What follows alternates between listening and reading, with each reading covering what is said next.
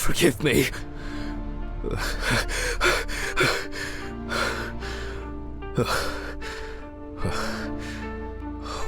What?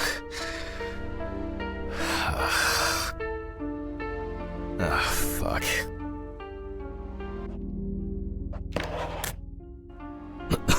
I should take my pills.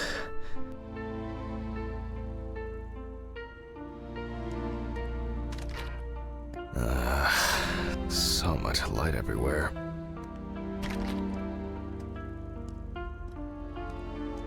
It's a shame these won't help with my hangover.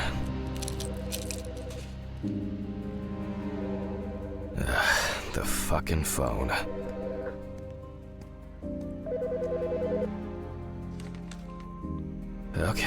Okay. I know I'm late.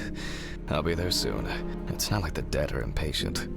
Jack, no. Alice? Who is this? It's Charlotte Graves. Oh God, I'm sorry. I didn't recognize you. I thought it was work calling. It's okay. I hate it when work calls me at home, too. How is everything? We haven't talked since...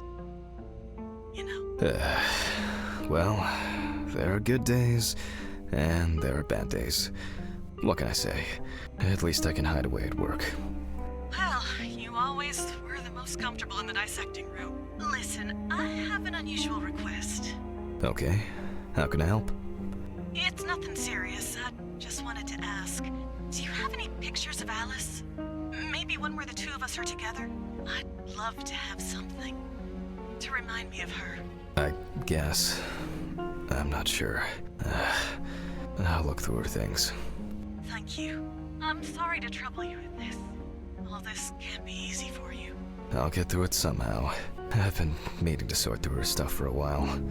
Have you asked Stephen if he has anything? Yes, I spoke with him this morning. He said he gave everything to their mother and that I should ask you. I see. Jack, I know you're trying, that you cope somehow. Stephen's there for you, although, well, we all know how he can be. But, I mean, if you wanted to reminisce about Alice, talk. I really should go now. I overslept, I'm late for work, and I still have some errands to run on the way. Oh. Okay, sure. Sorry to keep you. I'll look for something and send it over. Thanks for the call, and bye. Oh, do you have my address? Not on hand. You'd best remind me again. 292 Browning Lane, apartment 432, Johnson City, New York, 13790. Got it. Thanks. Thank you. It would mean a lot to me. Just miss her so much. Yeah, me too. And that's okay. Really, no problem. Thank you. Take care, Jack. You too, Charlotte. It was nice to hear you. Well, that was a bit unexpected. I should probably find something to send.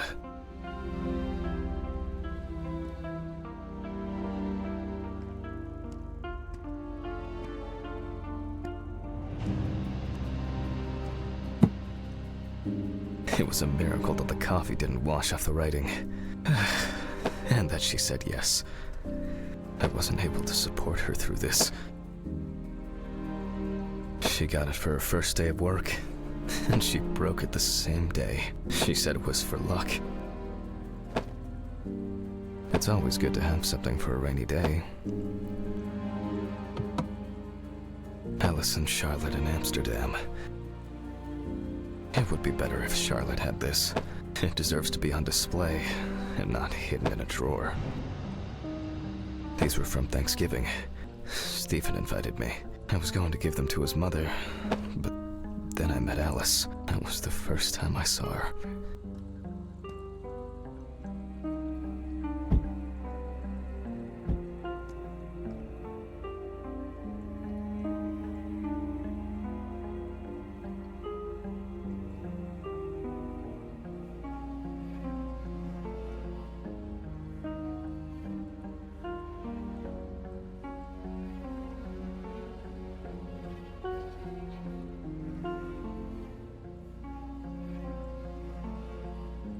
It's been almost a year.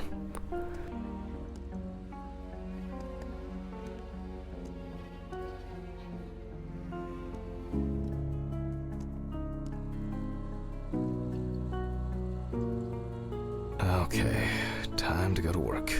I'm seriously late.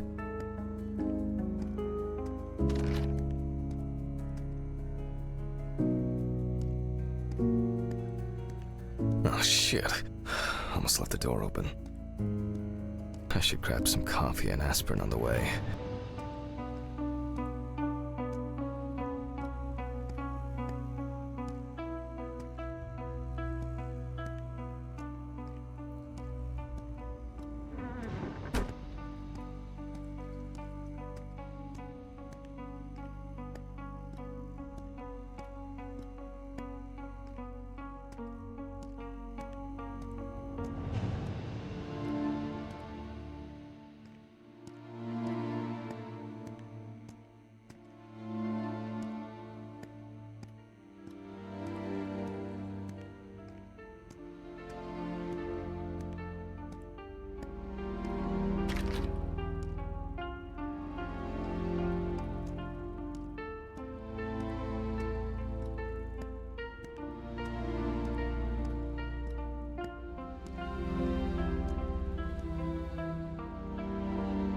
I hope this helps, Charlotte.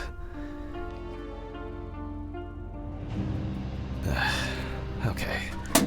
All done here. Time to go.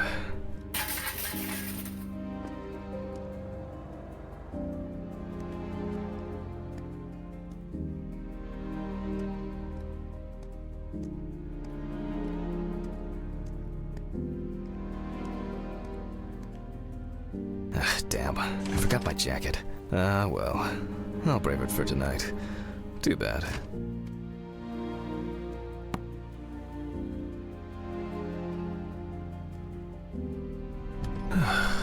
Nice and fresh. At least it's peaceful here.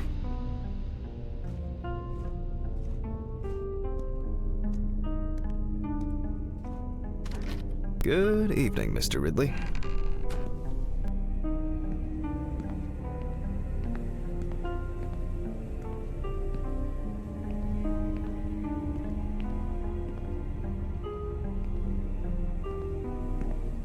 Has Steven delivered the body? Mm-hmm. Did he leave it where he usually does? Uh-huh. As always, it's a real pleasure talking to you. If you say so. Some corpses have more personality than this guy.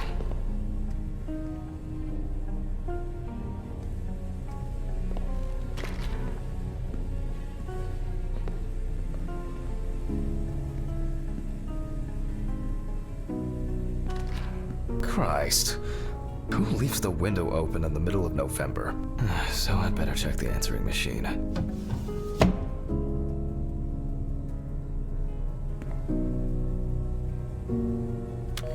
Hi, Jack. I dropped by a little early today. I left the body with Ridley in the corridor. He wasn't sitting in the locker then, so maybe he'll even throw him into the room. Well, how are you doing? I mean, it's your first birthday without her, and... This, I still have a hangover, and you know me, I run to the John like the neighbor's fucking dog. You know, today I slipped on his shit again. That fucking furball. He always has to shit next to my car. Anyway, I can't come over in the evening, but we'll catch up on the weekend, okay? Bye. I almost forgot. Charlotte called me this morning. She asked about you, so answer your calls, Jack. This time it's not a reprimand for being late. That's par for the course. I wonder when this clown will learn to look under his feet. Birthday. I actually forgot it was today. Alice baked me muffins like these every birthday. Okay, joke's over. Apron, gloves, and get to work.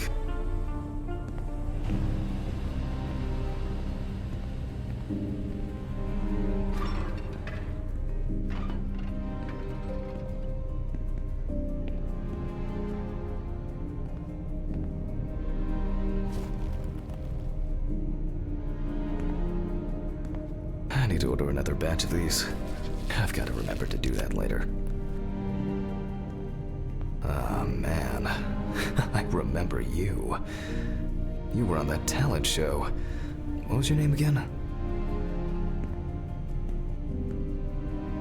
Steven laughs at me for recording everything.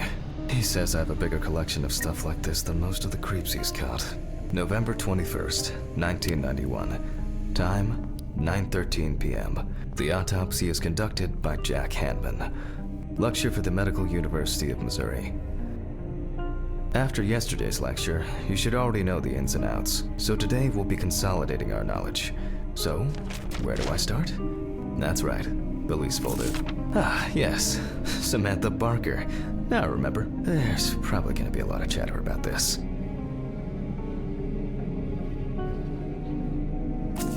Found in her own apartment by police patrol. Officers were called by a concerned friend of the deceased, who had been unable to contact Barker for several days. During the interrogation, a friend of the deceased admitted that Samantha never got to grips with the sudden fame that came after winning such a high-profile talent show. After her first album became a commercial success, she was hit with a creative drought. She suffered panic attacks and severe sleep problems. Drugs and medication came into play. The deceased was found in her own apartment, in a semi-recumbent position on an armchair. Large quantities of alcohol and empty packets of sleeping pills were also found in the apartment.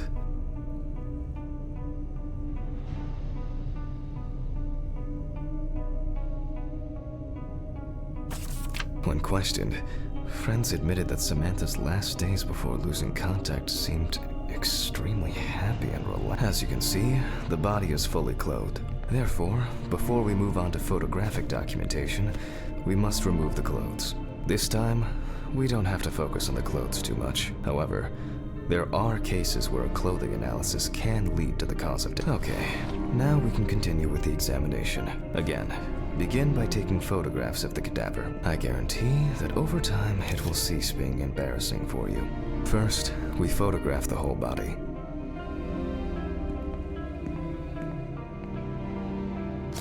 And now, any suspicious-looking marks or wounds.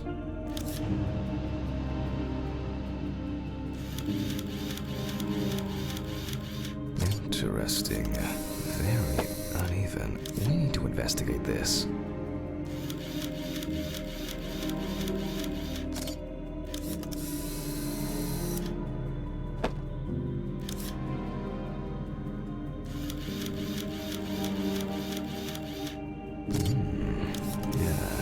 I've seen this many times.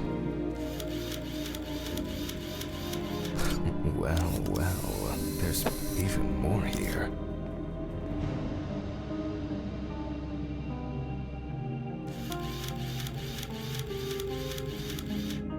You don't get such bruises from a normal contusion. A few we will need to look into here.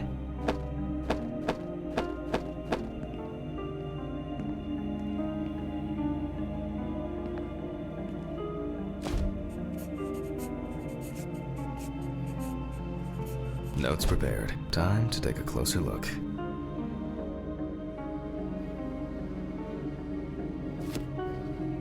And here's something interesting. The skin of the deceased is covered with numerous blisters. Some of them are ruptured.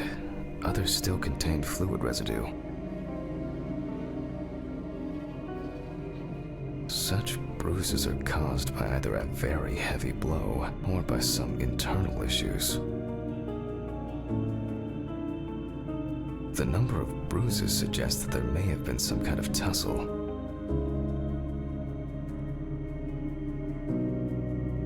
Some furrows have imprinted more strongly, others less, as if someone was undecided.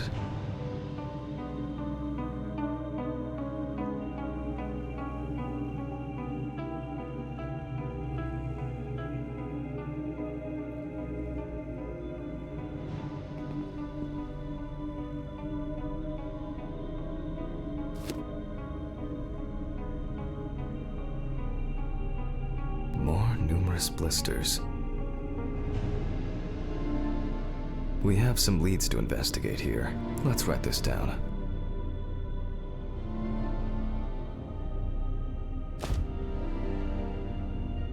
on the neck of the given the condition of in general, although it's easier to have abrasions, and currently it's difficult to say whether the bruises were the result of a beating or whether it could be some kind of a severed spinal cord.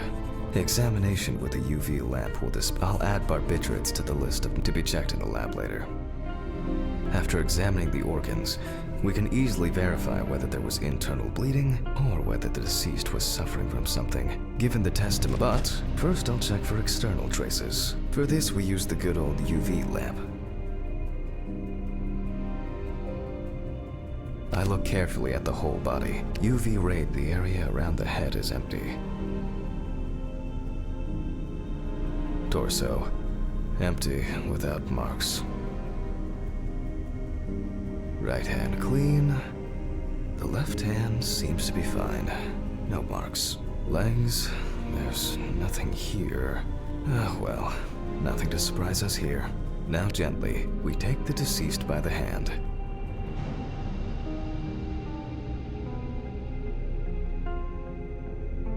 And we check for rigor mortis.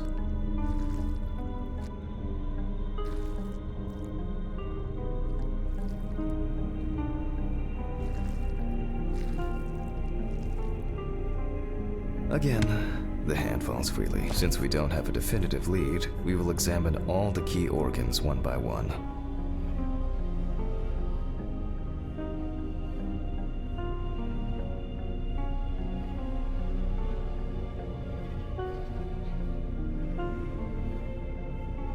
So, I'm starting the internal inspection.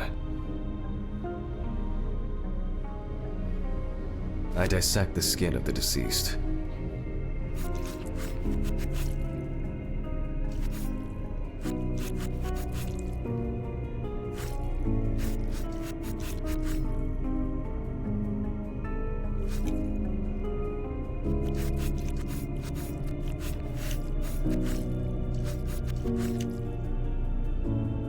And I proceed to deflect the skin flaps.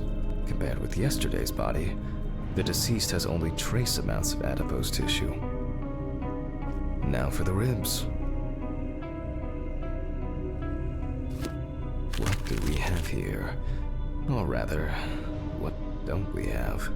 There is certainly no sign of internal bleeding.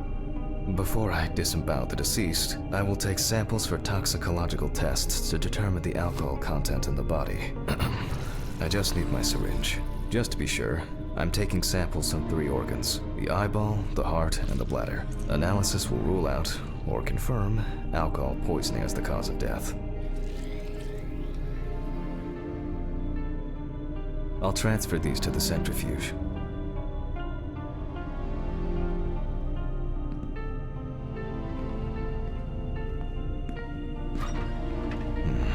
What was it? 15, 70, 10, 75? Numbers have never been my strong point. It's probably why I regularly forgot birthdays and anniversaries. I'm lucky Alice always forgave me.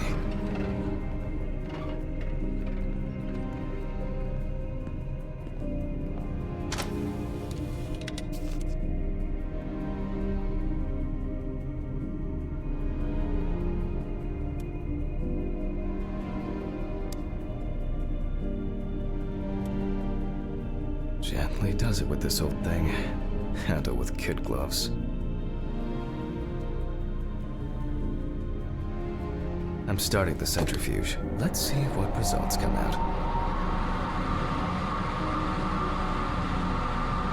The laboratory is already open, so...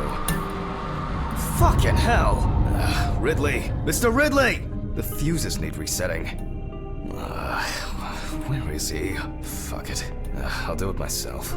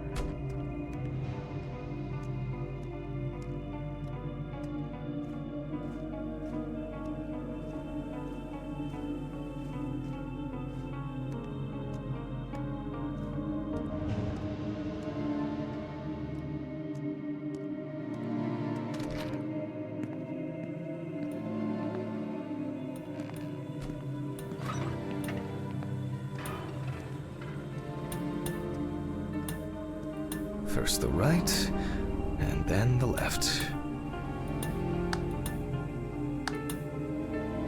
And voila.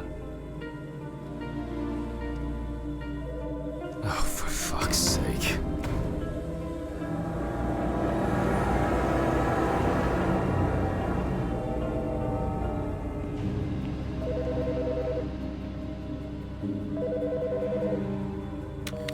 Jack Hanman speaking. Easy, why so rude? Steve? Sorry, man. This place is falling apart, and Ridley won't even lift a finger to help. You just can't work here. Did the centrifuge strip the fuses again? Yeah, eventually everything's gonna go up in smoke. Look on the bright side. It's a free cremation with your autopsy. Jesus. Okay, sorry, Jack. Anyway, I'm calling to ask how the autopsy's going. Soon there'll be journalists sniffing around for info, so best be ready. I'll whiz through this in a couple of hours. It doesn't look like a complicated case to me. More of a formality. The report will be available in the morning. Sounds great. Thanks. Phew! How's your head? Well, my head seems better than yours. On the way to work. Holy fuck! What? What's happening? Quiet! A 3-car police convoy was involved in an accident near Pete's Bay Bridge while transporting prisoners to Orleans Parish Prison. At the moment, we do not know the exact number of victims or whether any of the convicts escaped. However, the scale of the accident indicates a large number of victims, possibly even fatal ones. Police are on their way to investigate the incident and secure the area. We know that the injured prisoners are on death row. The police were to transport them to their execution, which was to take place tomorrow morning. Many of them are very dangerous criminals. We will report on the matter on an ongoing basis, so stay tuned with us. What? Steven, was Red Pete one of the passengers? He was, wasn't he? What if he survived? Jack, I have to go. You want me on site? What if he survived? I gotta go. Talk to you later, okay? Fuck. Calm down, Jack. Pills. I need my pills. Yes. Nothing's going to happen.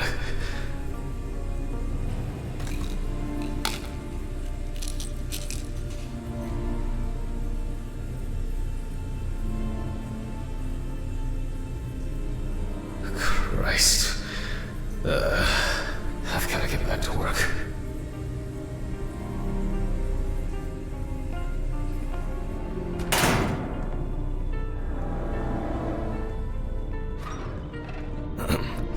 Technical break.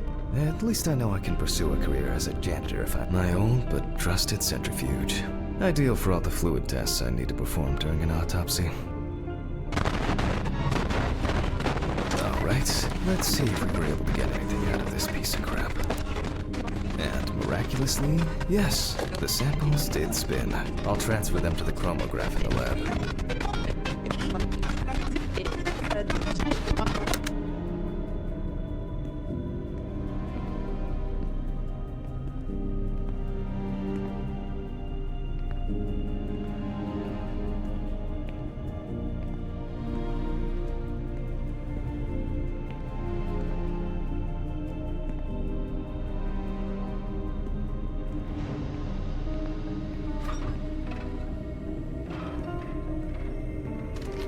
Alright, let's load this up. I placed the test tubes in the rack.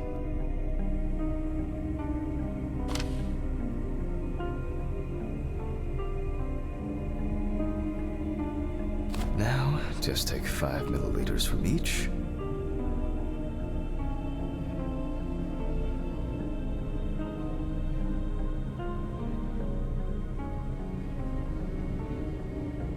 Precisely.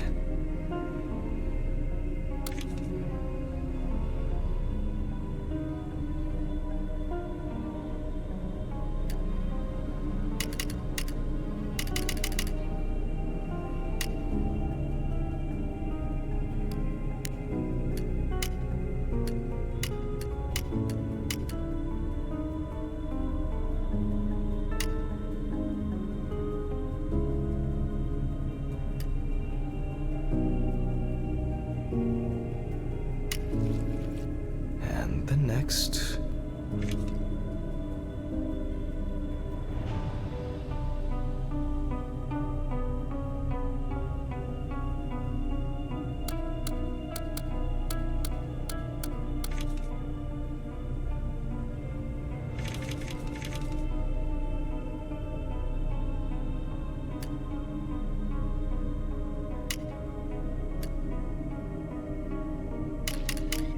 Five more.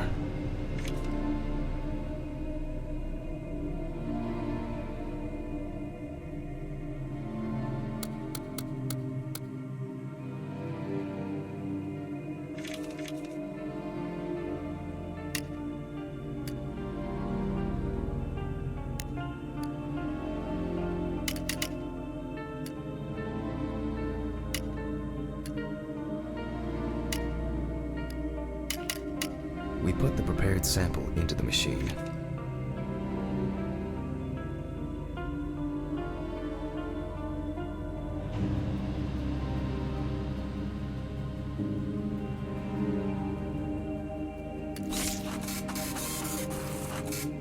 Let's see what we have here. The results indicate that the deceased did consume alcohol shortly before her death. However, this is not an amount that could cause poisoning leading to death. Just slight inebriation. I can return to the body and continue the rest of the examination.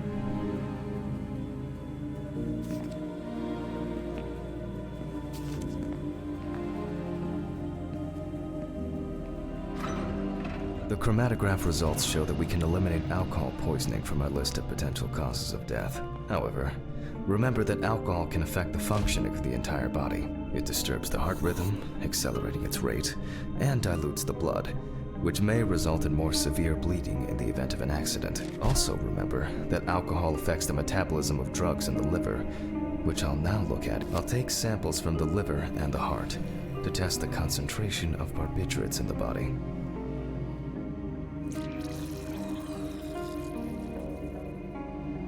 That's enough. I'll do the test later. I'd best not try my luck with the centrifuge right now. Now I removed the liver. No lesions. However, it is slightly enlarged. Perhaps it's a slight inflammation or drug-induced damage. It may also be the result of the deposition of substances from drugs. Let's check the weight of the organ.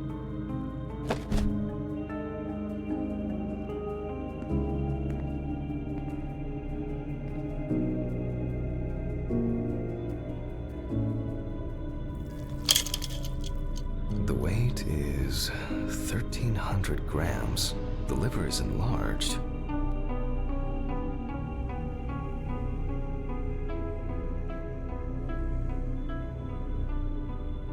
I'll move on to a cross-sectional study. Perhaps the enlargement is the result of early cancerous changes. The blade glides through smoothly. I don't feel like I'm encountering any changes with an unusual structure. No steatosis or cirrhosis. The liver is actually quite clean inside.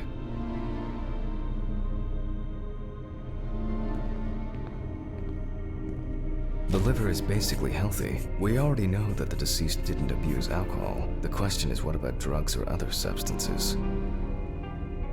I move on to the heart. Oh, at a glance, we can see signs of a heart attack. The deceased is definitely too young to have a heart attack due to natural causes. The liver is enlarged, not from alcohol poisoning, and the heart looks like it has collapsed. So, I guess we need to go to the centrifuge and check for these barbiturates. I wonder how she was able to get hold of these drugs. The last time I saw this kind of poisoning was a few years ago. He was a middle-aged guy. He took his medication and forgot about it, so he took another pill. He forgot again and took another one, and another one. We can take the samples to the lab now.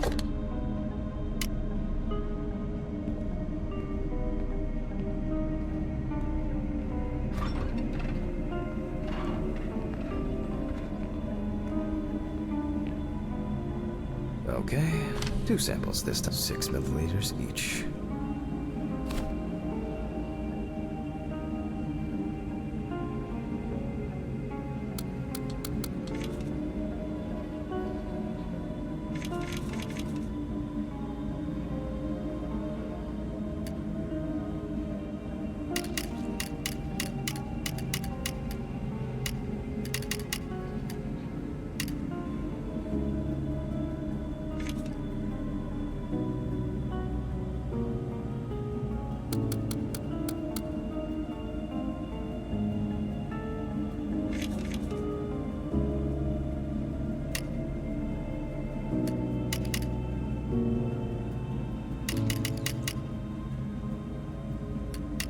Well, let's see how much of it we find.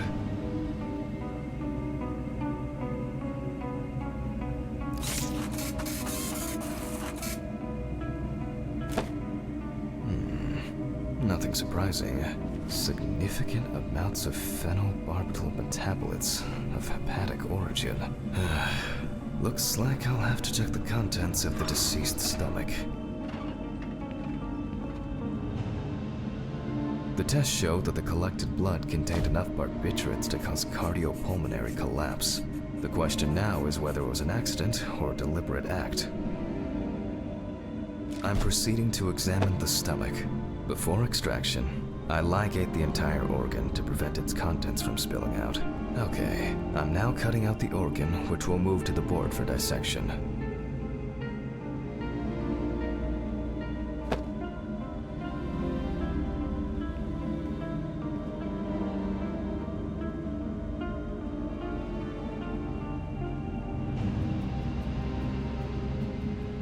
Normally, the stomach and intestines are full of surprises.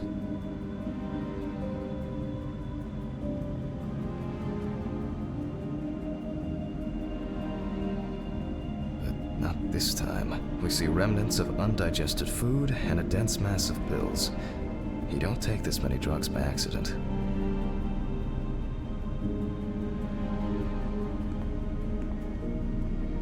Length and width normal. No obvious pathological changes. Undigested drugs found in the stomach of the deceased. The direct cause of death was probably an overdose. I'll check the rest of the organs, and then the nervous system. We'll see how significant the marks on the neck. Lungs are normal? No, the deceased's trachea is normal. Complete patency. The deceased's intestine is normal. No clear pathological changes. Abdominal cavity checked off. We can check the brain.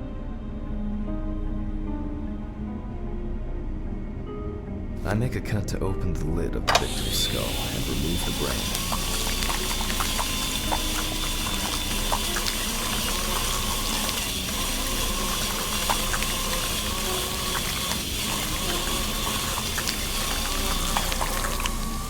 Brain is normal. No obvious lesions. Alright. I need to dissect it on a board.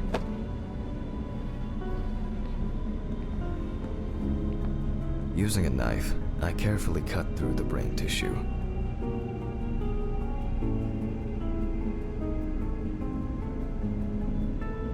As expected, the deceased's brain is in excellent condition. No discoloration or changes due to hypoxia. There is still the matter of the marks on the neck. They look superficial, but who knows? Maybe the spinal cord has been severed. I need goggles and a saber saw. I think the goggles were in the desk. Alice.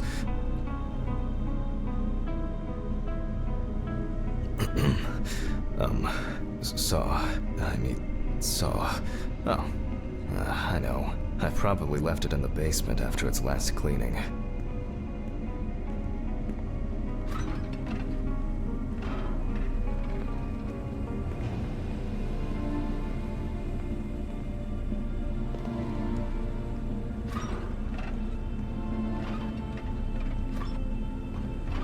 Mr. Ridley, I need a key to the basement. It's in the social room. Why is the key lying at the... never mind. Thank you. Hey, Hammond. Did you hear about the convoy? Maybe you'll get a chance to relive your... Let's hope there won't be a need for that. If only he could put that much enthusiasm into his work. I get the feeling that searching through this rubbish is more pathogenic than working with corpses. Please, may this be the last trip.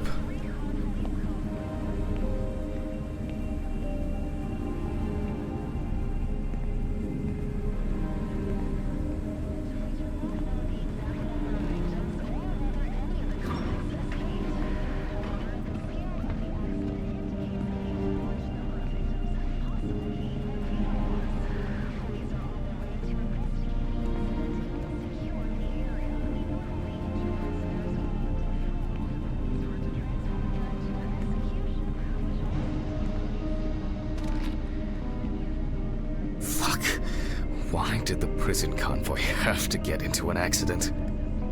Jack, take a deep breath. Deep, pleasantly cool breath.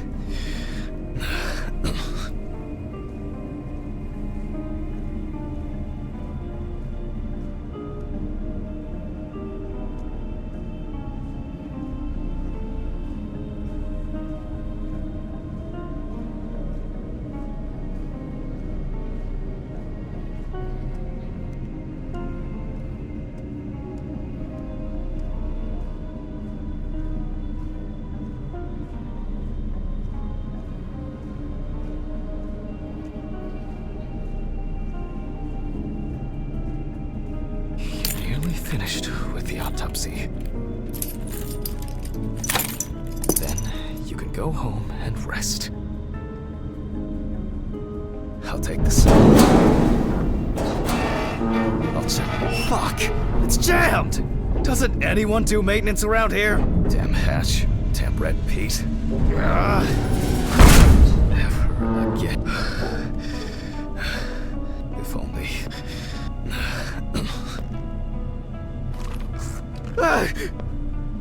Forgot this thing was standing here. It would be easier if I put things away properly. Damn student lectures and their fucking props.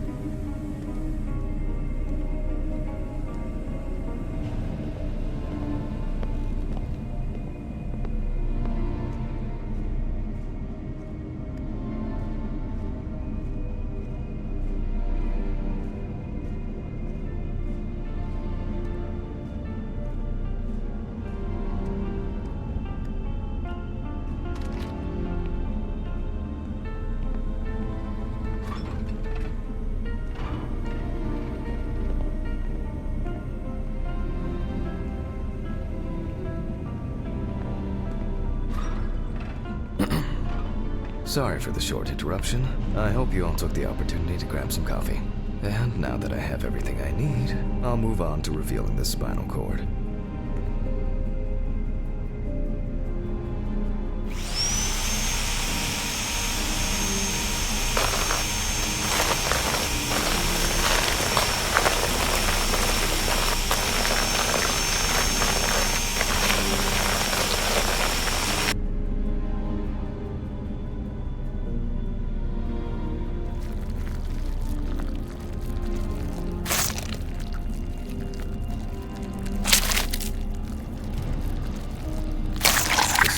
Is removed.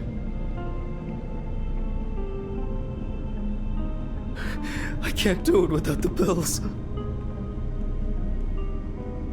If I don't take my pill, I can't do it without the pills.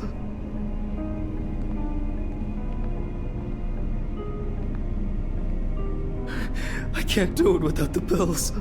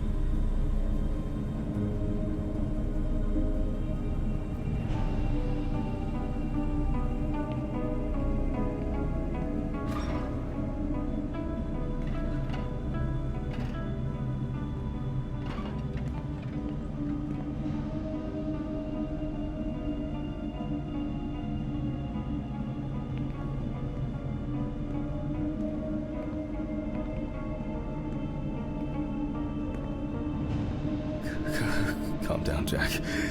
Take it easy. Take your pills.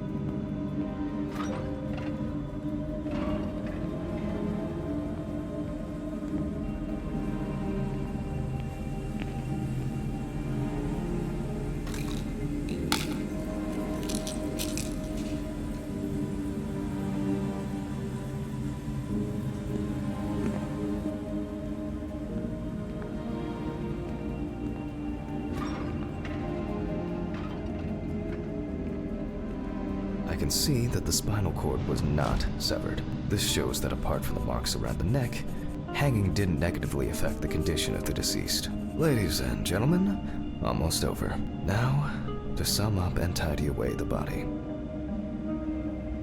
The direct cause of Samantha Barker's death was a heart attack resulting from an overdose of barbiturates. Traces found on the body suggested the overdose was a deliberate act, following a failed attempt to hang herself. The autopsy found no evidence or genetic materials indicating that death could have been the result of an attack. Third-party involvement must be excluded.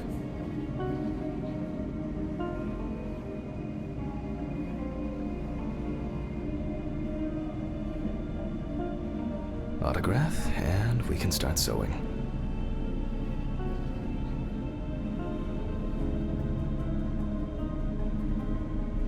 In the 1950s and 1960s, the use of barbiturates for suicide was actually quite common. I think it was most talked about after the death of Marilyn Monroe. At home, it was a help and comfort.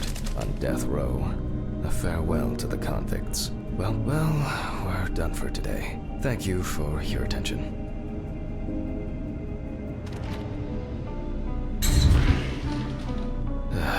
Tiring day. I can feel those hunger pains coming on. I guess I'll have to pick something up along the way.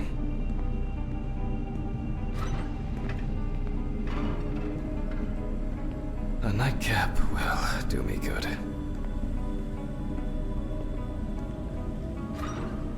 Good night, Mr. Ridley. The police will pick up the I guess there are actually two things in this world you can be certain of. Death and Ridley's reluctant attitude. Alright, maybe three things. My whiskey on the rocks when I get home.